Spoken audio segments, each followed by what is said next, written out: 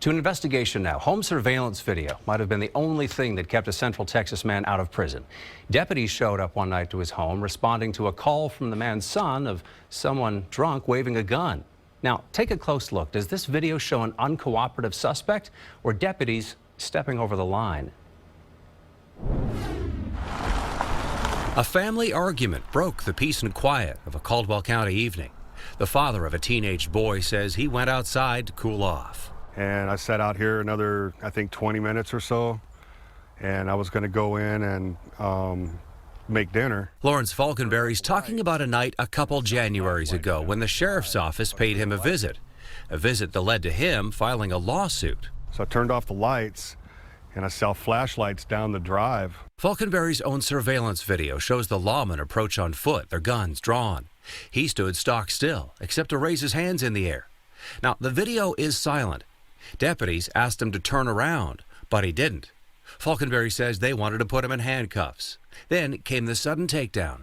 I turned my head to ask them if they had a warrant, and that's when I heard, 2, 1, and then the leg sweep and then the tackle and punching.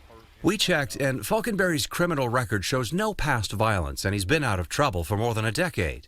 Reading the arrest report from that night, Deputy Michael Taylor wrote, "I observed Lawrence Falconberry push Sergeant Dustin Yost with the left side of his body and elbow into a tree, causing him to fall and injure his left shin." Watch closely. Even slowed down, in the grainy video, it's hard to see where Falconberry might have pushed and whether the sergeant's leg sweep put everyone off balance. Yet in his report, Deputy Taylor concluded, "I observed Falconberry forcefully resist deputies while attempting to lawfully detain him." Authorities charged him with felony assault on a public servant and resisting arrest, a Class A misdemeanor, and aggravated assault with a firearm, even though deputies never recovered a handgun, and Falconberry says he doesn't even own one. Off camera, Sheriff Daniel Law tells KXAN he spoke to the deputies about how they could have handled the situation better. But he says in his view, nothing rose to the level of a suspension or firing. An email from the county assistant DA confirms the deputies received no formal discipline. And I called my attorney, and he showed up, and, I told him I didn't do it. He's like, "There's 3 officers that saying you did. You got proof?" And it's like, "Yeah, I got a video." After 10 days locked up here at the Caldwell County Jail, Falconberry's lawyer says a court magistrate saw the video and dropped the bond. KXAN confirmed the DA's office decided not to prosecute and Falconberry returned home. Falconberry's lawsuit against the deputies reads in part, Deputy Taylor swore under oath that Falconberry assaulted Sergeant Yost, knowing that Yost was the one who actually attacked him and attempted to throw him to the ground without provocation.